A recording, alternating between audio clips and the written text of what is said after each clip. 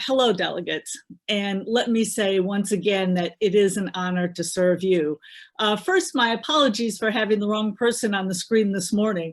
I was actually receiving so many Facebook notifications that somebody had to come in and change the settings before I could even speak. It's just been so wonderfully overwhelming. The campaign team was up most of the night. We think that this is going to be the most massive volunteer campaign in LP history. So thank you very much to the supporters. And thank you, Kevin Moore, our volunteer coordinator, who's been making this run smoothly. I'd like to give a few other thanks before I get into this. Mark Montoni, who started advising me in my 92 race, he's been invaluable. Chuck Hall has been there since probably day 2 of the campaign. And I know he hasn't gotten any sleep in several days, and he has just been so loyal. And Caitlin Cloven has done an awesome job with our social media. She's always been there when I needed her, and I just can't be, I couldn't be happier with anybody else. So a few of you have mentioned to me that I've gotten a lot better in my speaking since our conventions went online. And I have to tell you that the major reason for that is Carla Howell. She has been coaching me, and if anybody has not seen her Who's Driving series and you are running for office, you need to check it out. Even if you're not running for office, great ammunition to try to convince a friend.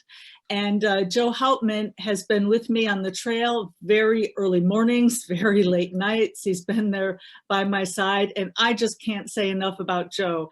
Indiana is so lucky to have him. Again, such a hard worker. And Stuart Flood. So Stuart is the guy who has been by my side since day one. He was the guy who I said, well, I think I might run for the presidential nomination. What do you think? And before I knew it, he had grabbed my hand, and I think he had already introduced me to about 30 different people. So thank you so much, Stuart. And I should have listened to you from the start with your advice. And last, there just aren't enough words to thank Steve Dasbach. The first phone call I made after I got the nomination last night was to Steve, and I just said, Steve, thank you for the nomination. This nomination is as much his as mine. And for those of you who don't know, he has been a volunteer full-time campaign manager. We've had complaints about campaigns in the past spending too much money. That is not our campaign, and that is mostly due to Steve. So Steve, this is dedicated to you because you're the one who got it. Of course, I'd like to thank my family, my husband Marlon, my daughters Emily and Eva, and grandson Cameron, which I hope we'll all be able to make it to the convention. And thanks to you, Nick Sarworks, for once again running a nice convention, and to the other candidates who I mentioned last night. And again, to the delegates, I am just so excited to campaign for all of you. And we've got work to do. America, we have work to do. The government's reaction to the coronavirus presents huge challenges for us and an opportunity. Our economy has been dealt a double blow. A government mandated shutdown that has thrown tens of millions of people out of work. And now politicians have passed the CARES Act to fix the mess that they created. The CARES Act takes care, all right, of the special interest pals of the Democrats and Republicans. President Donald Trump promised American voters that he would drain the swamp, but the swamp under his presidency is brimming like never before, and the Democrats love it. Politicians are overspending recklessly, printing piles of money out of thin air. How much new government spending will they add? 5 trillion? 6 trillion? And how much inflation will we see? What will that do to the value of your take-home pay, to your savings, or your retirement nest egg? So what's the opportunity?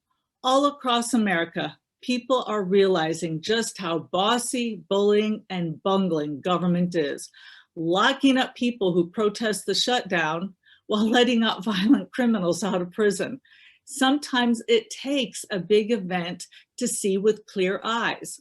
The government's response to the virus has just revealed how little today's politicians believe in freedom. and how much they believe in central planning, despite their repeated blunders. Americans are now seeing there's something wrong going on here. As president, I will urge governors to end all government mandated lockdowns now, slash state regulations so the economy can recover. At the federal level, I will lift government controls on businesses wherever possible so they have every chance to rebuild, and do away with those controls permanently. People, businesses, and churches should decide themselves the right balance between safety from the virus and the need to keep our economy going. Freedom and individual choice works. If I'm elected president, I will do everything in my power to halt and reverse the CARES Act. Any bill that doesn't cut total government spending, I will veto. But I'll do much more than that. Let's end the federal income tax. This will give back, on average, $12,000 every year to each American family that they can use to pay off debts, replace that furnace that's about to die, or help out a family member in need. He's talking to the and ending the income tax and balance the budget. In order to do both, we need to end the income tax and balance the budget. I'm sorry, you asking me to stop? Okay, I apologize. I thought I heard somebody asking me to stop. As I was saying, in order to both end the income tax and balance the budget, we'll eliminate programs and departments that are better served by the private sector. Let's get government off your back and keep it off. The war on drugs has caused more human suffering than drug use does. It's now time for a drug peace.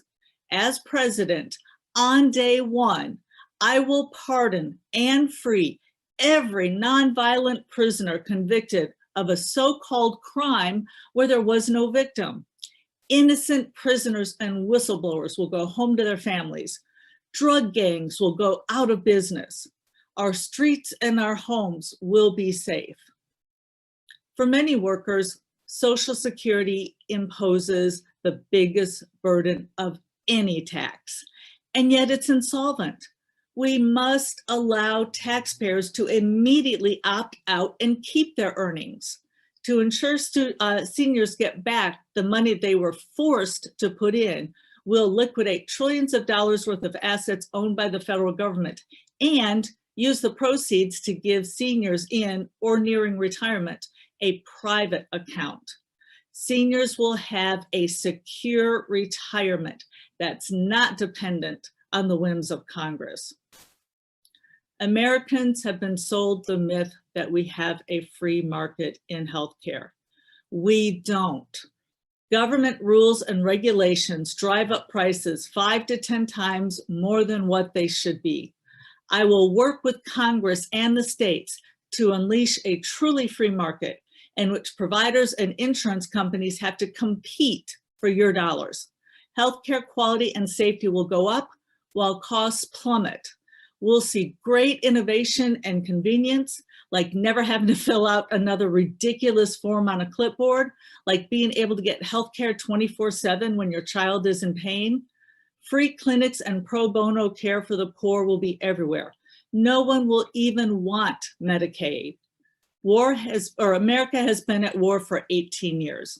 As president, I will immediately order our troops home from the Middle East and work to dramatically downsize military spending. America will become one giant Switzerland, armed and neutral.